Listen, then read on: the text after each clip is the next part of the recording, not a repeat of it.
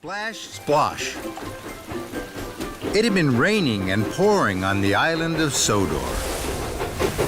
The engines were splattered and sploshed with mud.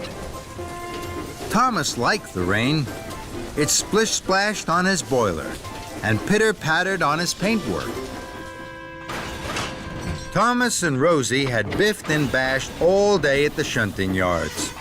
Now it was time to go. Come on, Rosie. I'll race you to Tidmouth Sheds. The two friends puffed along the tracks, straight through a very big puddle. Thomas and Rosie were splashed from footplate to fender in muddy rainwater. That was fun. Then, an idea flew into Thomas's funnel. Thomas reversed slowly. Then he pumped his pistons. Here I come, Rosie. Splish, splash, splosh! That's a good game. Here I come, Thomas. Splish, splash, splosh! Muddy water splattered everywhere.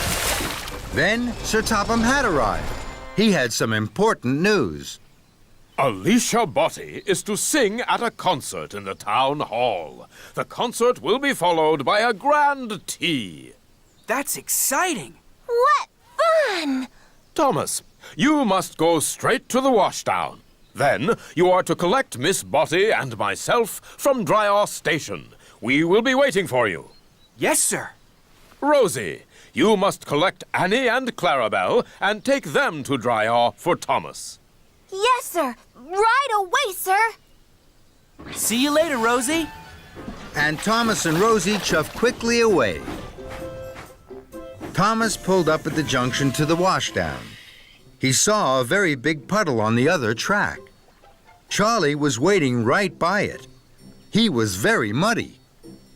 Splashing Rosie was such good fun. I'm sure Charlie would like my game, too. And I'm sure I have time for another puddle before the washdown. So, Thomas didn't take the track to the washdown. He took the track through the middle of the very big puddle.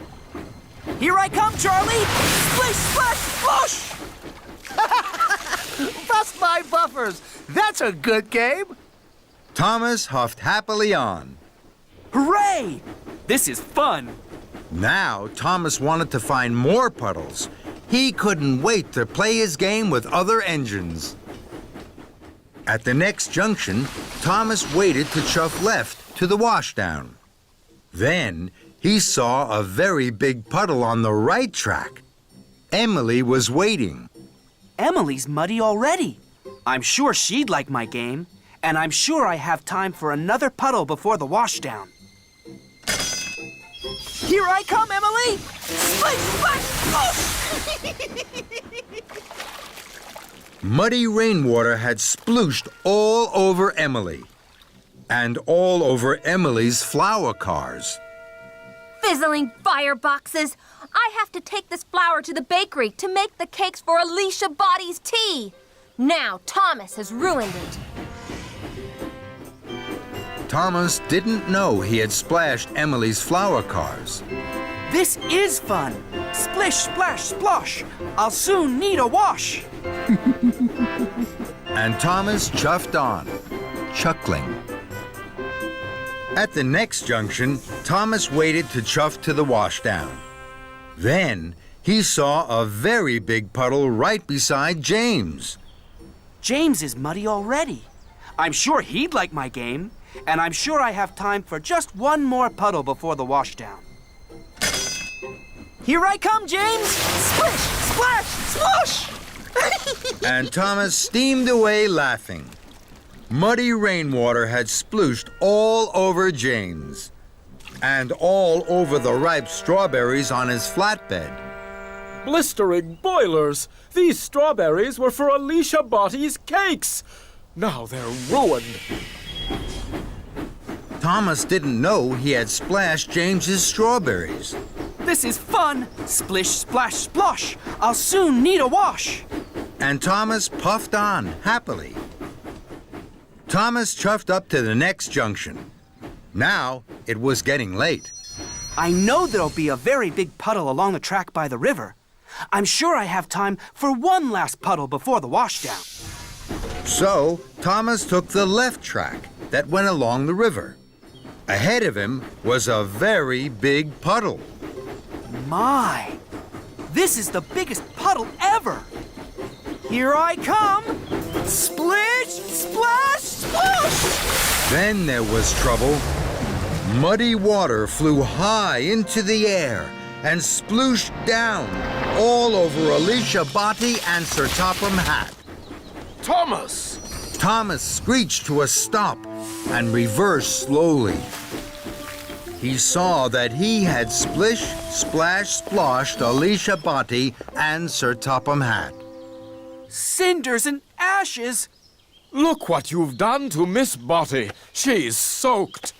Also, Thomas, I hear from the dairy manager that you ruined the flour and strawberries for Miss Botti's grand tea. This is a disaster. Thomas felt terrible. He tried to puff forward, but he couldn't. Oh, no. The big puddle had put out his firebox. This game isn't fun anymore. It's all gone wrong. Then, Thomas heard Rosie's whistle. Rosie, please help me. I've splish, splash, sploshed into trouble. Oh, dear, Thomas. Of course I will. Don't worry.